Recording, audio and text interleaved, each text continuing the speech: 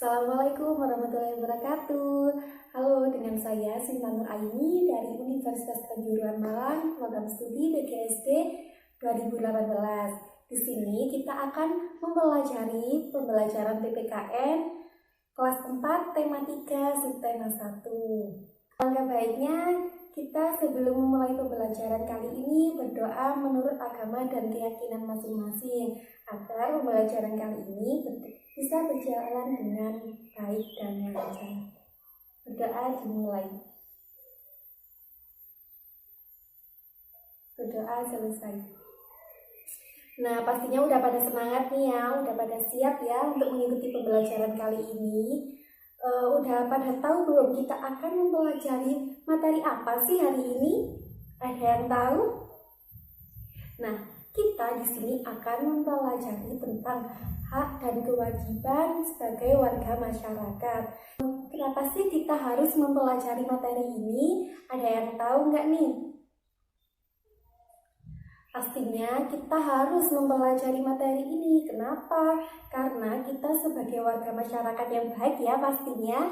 Nggak boleh dong kita menjadi warga masyarakat yang jelek. Jadi kita harus menjadi pendidik warga masyarakat yang baik. Seperti peraturan yang sudah ditetapkan oleh pemerintah, maka dari itu kita harus mematuhinya dengan baik. Oke, materi kali ini kan ada 2 poin. Yang pertama hak dan yang kedua ada kewajiban. Nah, yang pertama ini hak ya.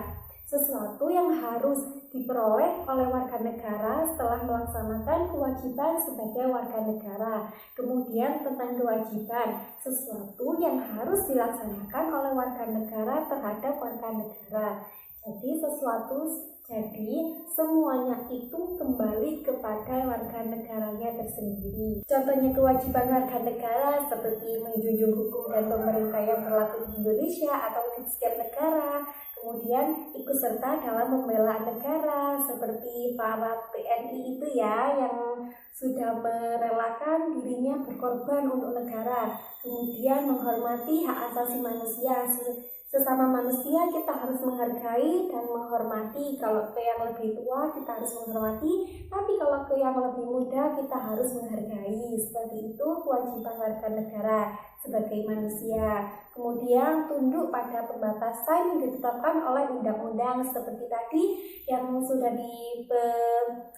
ditetapkan oleh pemerintahan seperti peraturan-peraturan yang sudah dijalankan. Kemudian ikut serta dalam keamanan negara. Kemudian yang terakhir ikut serta dalam keamanan negara ya.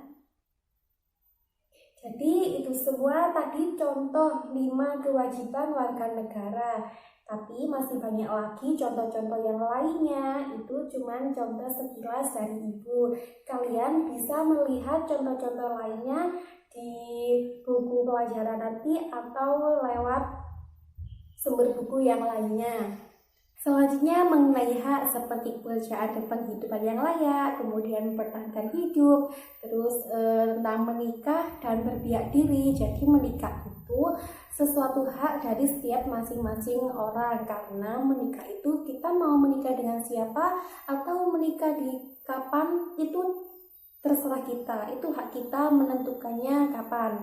Kemudian pendidikan juga seperti itu, kita memulainya dari kapan atau mengakhirinya dari kapan. Maksudnya kita memulai dari TK atau dari playgroup itu terserah kita, itu hak kita masing-masing. Kemudian memperjuangkan hak, terus perlakuan yang sama di depan hukum, terus tentang memeluk agama ya. Memeluk agama itu juga sebagai hak kita. Kenapa? Karena setiap orang itu memiliki keyakinan dan kepercayaan masing-masing. Sedangkan di Indonesia ini juga banyak berbagai macam agama. Jadi setiap orang itu bebas mau menganut agama apapun. Yang penting kita yakin dan percaya. Dan yang terakhir contoh dari saya yaitu memperoleh informasi. Memperoleh informasi itu juga sebagai hak setiap orang. Yang ditanyakan dari penjelasan tadi,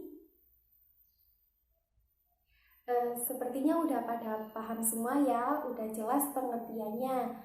Oke, setelah ini Ibu akan menayangkan beberapa soal yang harus kalian kerjakan. Ini sebagai nilai evaluasi selama pembelajaran hari ini.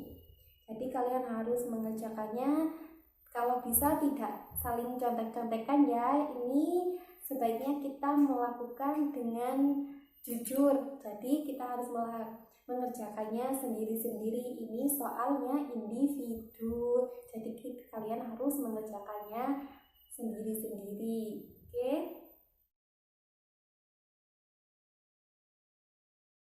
Oke, Ibu sudah mengoreksi semua jawaban dari kalian. Kalian luar biasa, sudah pinter, sudah hebat-hebat semua. Udah paham beneran ya, berarti meskipun ada beberapa siswa yang masih kurang tepat jawabannya, tapi tidak apa-apa, itu tidak bersalah. Karena Ibu yakin kedepannya pasti akan lebih baik lagi. Apa ada yang ditanyakan lagi dari soal tadi yang masih merasa kesulitan? Boleh ditanyakan, silahkan. Baik, kalau belum bisa bertanya lewat virtual ini, nanti bisa ditanyakan lewat grup kelas ya. Dan setelah ini, Ibu akan menampilkan kesimpulannya selama pembelajaran kali ini, agar kalian lebih mudah memahaminya. Ini ya, kesimpulannya. Dan kali ini kita akhiri, semoga ilmu yang kita pelajari bermanfaat dan bisa berguna untuk masa depan. Kalian tetap jaga kesehatan dan selalu menjaga, kalian tetap jaga kesehatan jangan lupa selalu menjaga kesehatan dengan mematuhi protokol kesehatan. Kita akhiri. Wassalamualaikum warahmatullahi wabarakatuh.